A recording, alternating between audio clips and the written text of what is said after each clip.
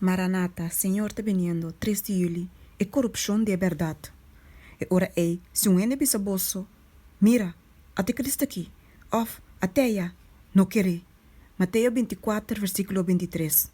Promete que laço desarrollo nan de trabalho de apostasia, lo vai ter uma confusão de fé. Lo não vai ter ideia nan clara e definitivo enquanto é mistério de Deus. Verdade tras de outro lo wado corrompi. Depois que verdade, a wado proclamar como testemunho na tua nação, todo poder de maldade que o wado imaginar, lo wado poner em funcionamento e mente na lo wado confundir, dor de eu bos nas clamando, mira, até Cristo aqui, mira, até aí, isso aqui é verdade. A mim tem mensagem for de Deus, ele manda a mim com gran luz. Depois, lo vai ter quitamento de marca na histórico e atento babaixa e pilar de nos feabão.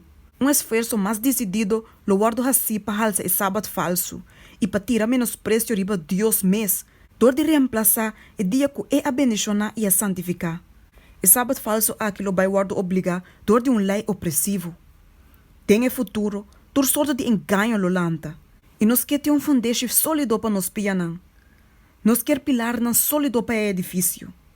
Nem veneta mestre guardo que tá for de lo que a senhora estabelecer. E inimigo lo hiba teoria nan falso padeng, maneira e doutrina de que não tem santuário. E sabe que onde ponto nan riba qua algum gênero decide apartar for de fé.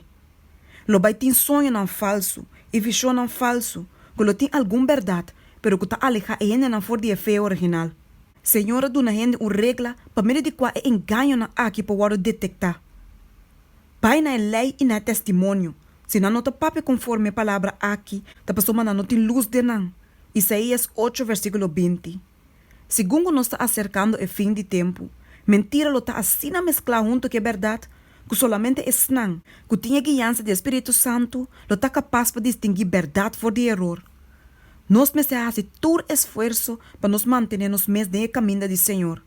De nenhum caso, nos me se vira for de sua guiança para pôr nos confiança em gente. E angelan de Senhor wado apontar para não vigilar estrictamente, esnan que te põe na fé do Senhor. E angelan aqui está de nos ajudança especial em cada momento de necessidade. Todo dia nos me se chega cerca do Senhor com plena segurança de fé e dependendo riba de para sabedoria.